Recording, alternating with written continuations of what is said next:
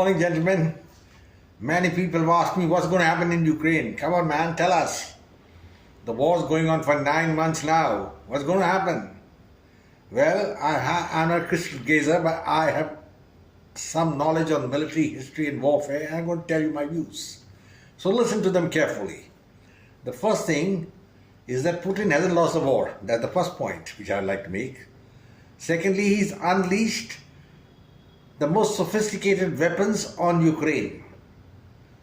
Thirdly, Ukraine has received a lot of help from NATO and the United States with counter weapons, sophisticated ones. So what goes on? Does it mean it's going to be a stalemate? No, sir. I don't think it's going to be a stalemate. It has been a stalemate now, but it's not going to last much longer. And I have a feeling that Ukraine is going to say hands up. I'll give you my reasons for it. First of all, the Ukrainians' economy is destroyed. They have 8 million refugees floating around Europe, hungry for job, food. Ukraine itself, which used to be the granary of Europe, is finished. It's got no income, nothing. The attacks by the Russians have destroyed the power grid of Ukraine. It's in total darkness. Another major point is the weapons being supplied by NATO are now getting depleted. The NATO stores are going down because the Ukrainians are not adapted using their weapons to using these weapons. Well, you can't help it, they don't have much of practice. Thirdly, I think their morale is going down because despite all the touted offensives which I was reading, which the American generals were pointing out, 3 months back, nothing has happened. Ukraine's forces haven't moved forward any distance comparatively. They're just sitting where they are. It's a fighting up and down, but the destruction of Ukraine continues. So the question is, how long will Zelensky continue to suffer destruction of Ukraine when he cannot counterattack Russia? One thing the Americans are very clear, they're not giving Ukraine the offensive weapons to attack Russia, because the day they do that, it means world war and the obliteration, the complete destruction of NATO countries in Europe, including the Americans. We must remember that some of the NATO countries like Belgium, Holland, Hungary, Poland, all these are very small countries. 2 or 3 thermonuclear bombs is all over for them. Their civilization of 500 or 600 years, whatever, will be over. And these fellows should realize it. Entangling with the bear was the most stupid thing these fellows did. I couldn't understand why they couldn't agree with the Russian security demands. Russia was not asking for the moon, they were asking only things that we want a secure frontier. And this was promised by Bill Clinton, and yet he went back on his words. There you are.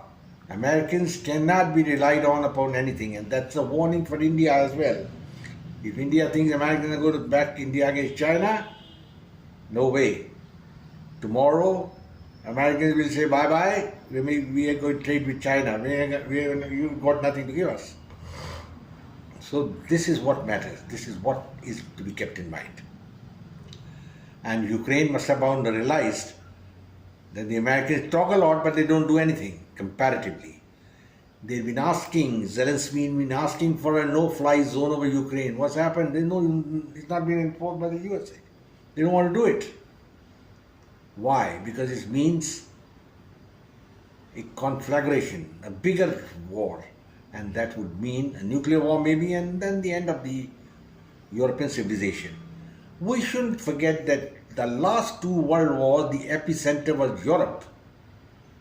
And I fear the Third World War also could have an epicenter in Europe if the NATO powers and the United States continue to act in the foolish manner which they're doing. I have not been able to understand how the Americans decided that they must have Russia as an enemy. Probably it was the American think tank right from the time of Bill Clinton. They wanted to make Russia an enemy, but their eyesight was very short. They didn't think that Russia could react They thought Russia will be pulverized, finished, and we'll have hegemony over Europe, rule over these small states, and these people will be saying, yes, sir, three bags full. Hasn't happened that way. France is not doing the American line. The Germans are wary, and Germans must remember that they tried the stunts in 1941 when Hitler invaded Russia, and what was the result? 10 million Germans died in the Second World War.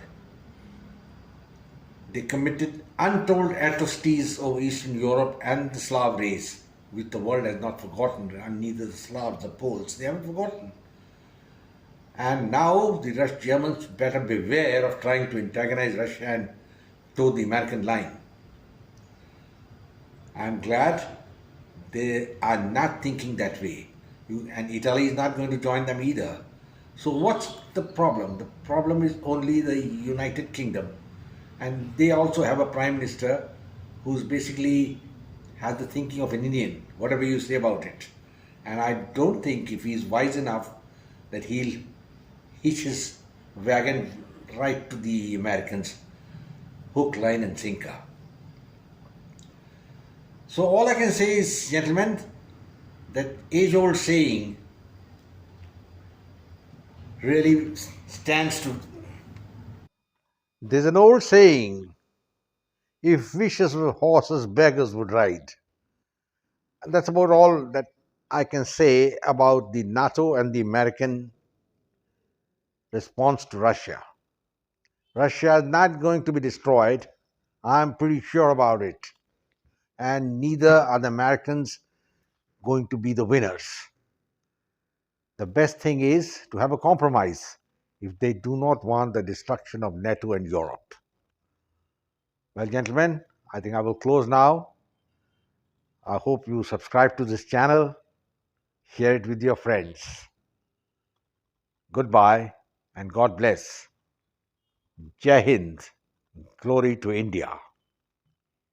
And above all, be happy.